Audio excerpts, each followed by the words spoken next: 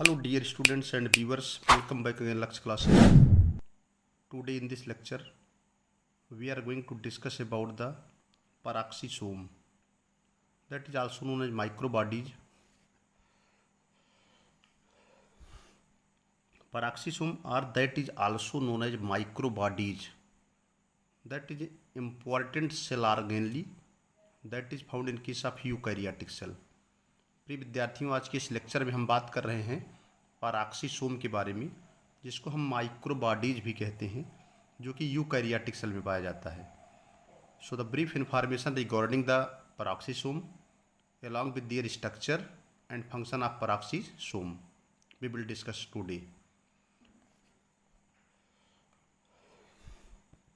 Peroxisome are membrane bound organelle found in the cytoplasm of almost all eukaryotic cell.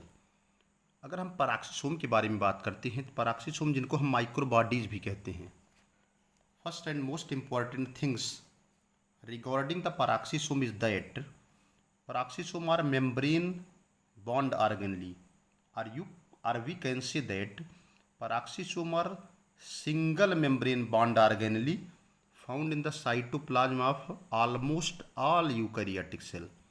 ठीक है. Peroxisome एक single membrane bound organelle होता है, एक झिल्ली से बंधा हुआ कोशिकांग होता है, जो लगभग सभी यूकैरियोटिक कोशिकाओं की साइटोप्लाज्म यानी कोशाद्रव्य में पाया जाता है. आल्सो कॉल्ड एज माइक्रोबॉडीज, इनको माइक्रोबॉडीज के नाम से भी जाना जाता है. Their existence was first discovered by J. Rodin in 1954.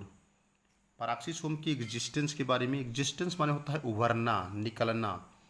Peroxisome की एग्जिस्टेंस के बारे में सबसे पहले खोज किए थे जे रोडिन ने 1954 में.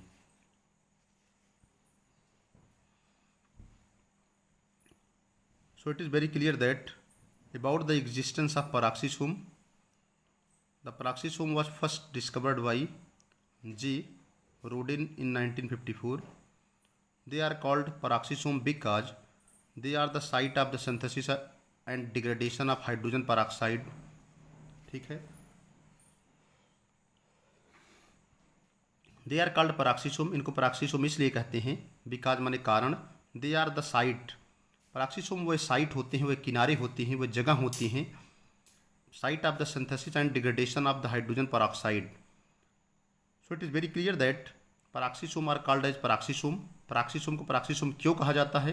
क्योंकि ये वो जगह होते हैं, वो किनारे होते हैं, वो साइट होते हैं जहाँ पर हाइड्रोजन पेरोक्साइड की सिंथेसिस भी होती है, उनका डिग्रेडेशन भी होता है. डिग्रेडेशन माने क्षरण होना. Hydrogen peroxide is a highly reactive and toxic oxidising agent. Hydrogen peroxide जो होता है बहुत ज़्यादा रिएक्टिव माने क्रिया करने वाला, और बहुत ही ज़्यादा स्ट्रॉन्ग, टॉक्सिक माने जहरीला, ऑक्सीडाइजिंग कारक होता है. ठीक है. आगे बात करते हैं.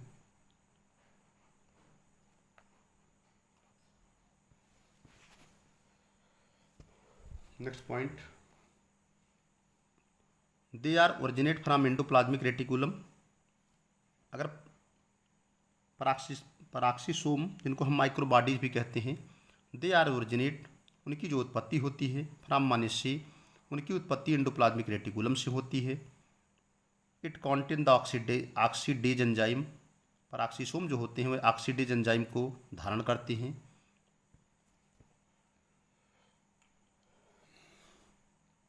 More than 50 different type of enzymes are present in the peroxisome. 50 से, मोर देन माने, मोर माने ज़्यादा, 50 विभिन्न प्रकार के एंजाइम से ज़्यादा एंजाइम जो होते हैं वे पेरोक्सिसोम के अंदर पाए जाते हैं. They are the particle of about 100 to 500 nanometre in diameter. Peroxisome ऐसे पार्टिकल होते हैं, ऐसे कण होते हैं, कण लाइक स्ट्रक्चर होते हैं, कण सदृश होते हैं, जिनका डायमीटर जो है, इनका जो व्यास होता है वो लगभग 100 से 500 नैनोमीटर के करीब होता है. ठीक है. आगे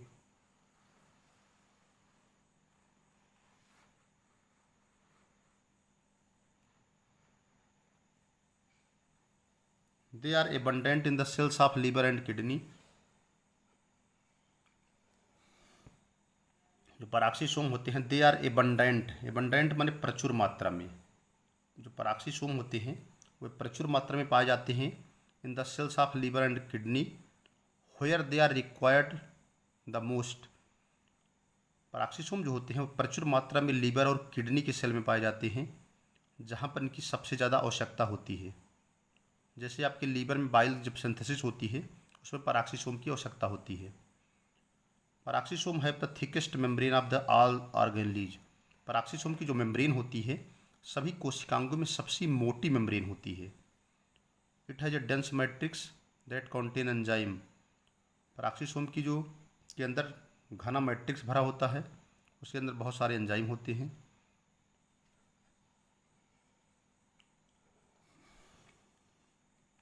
पराक्सीसोम are also present in the plant. Peroxisome जो होते हैं ये प्लांट में भी पाए जाते हैं।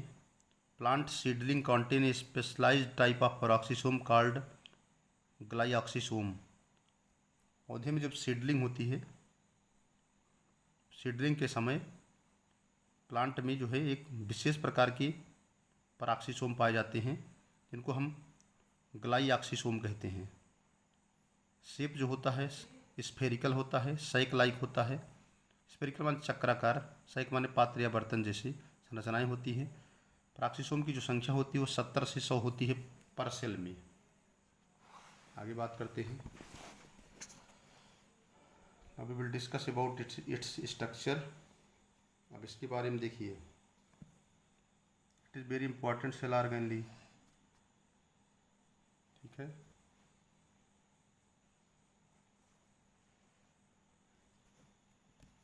Single membrane bound structure discovered by Talbert in liver cell. Peroxisome जो होते हैं सिंगल मेम्ब्रेन बॉन्ड स्ट्रक्चर, एक झिल्ली से बधी हुई संरचनाएं होती हैं जिसकी खोज टालबर्ट ने लीवर सेल में किया था। In plant cell it is found in the green tissue but in animal cell it is found in the liver and kidney. Plant cell में पराक्सीसोम जो होते हैं वे ग्रीन टिश्यू के अंदर पाए जाते हैं, हरे ऊतक के अंदर पाए जाते हैं, जबकि एनिमल सेल में ये लीवर और किडनी के अंदर पाए जाते हैं। यहाँ तक इनके स्ट्रक्चर की बात है। This is the structure of peroxisome. Structure of peroxisome rounded structure जो आप देख रहे हैं, ये दोहरी जो परत होती है इसको लगाते हैं लिपिड बाई लेयर की लेयर परत होती है जो पराक्सीसोम के चारों तरफ पाई जाती है। बाहर की ओर आपकी देख रहे हैं इसमें प्लाज्मा मेम्ब्रेन होती है और अंदर क्रिस्टलाइन कोर पाया जाता है। This is the structure of the पराक्सीसोम।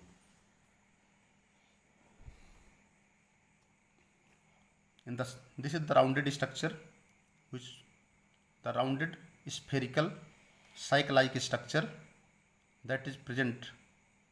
Spherical double layered या lipid bilayer, spherical double or lipid bilayer structures you can observe here. It is very clear that the peroxisome that is looking like the spherical in manner and the lipid bilayer that is found surrounding together in the outermost side. You can observe the plasma membrane. In the center there is presence of crystalline core. This is the structure of the peroxisome.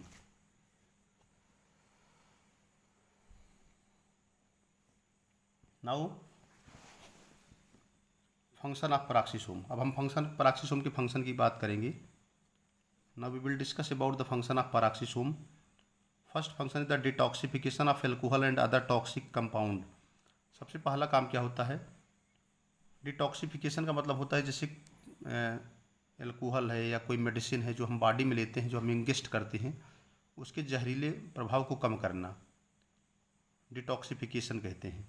Detoxification का मतलब जो भी poisonous effect है उसको break कर देना, उसको तोड़ देना, उसके असर को कम कर देना, वो डिटॉक्सिफिकेशन कहते हैं। जो भी एल्कोहल है या जो भी अदर टॉक्सिक सब्सटेंस हमारी बॉडी में एंटर करते हैं तो उनको डिटॉक्सिफिकेशन में मदद करता है। बहुत इंपॉर्टेंट पॉइंट है ये। डिटॉक्सिफिकेशन जो होती है स्मूथ एंडोप्लाज्मिक रेटिकुलम करती है सेल के अंदर। तो ये पेरोक्सीसोम जो है they help in the detoxification of the toxic material that is enter into the cell by any veg.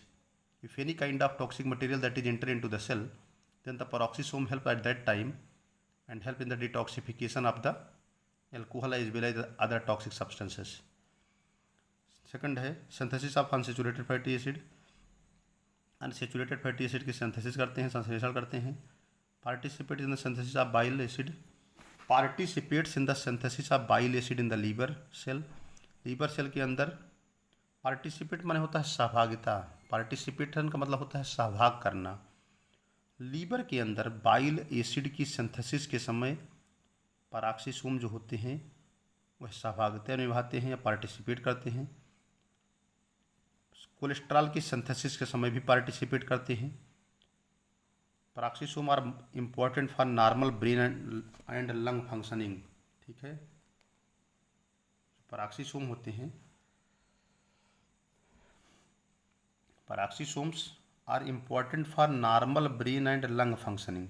पैराक्सीसोम जो होते हैं वह सामान्य मस्तिष्क और फेफड़ों की फंक्शनिंग के लिए, उनकी क्रियाशीलता के लिए ज़रूरी होते हैं।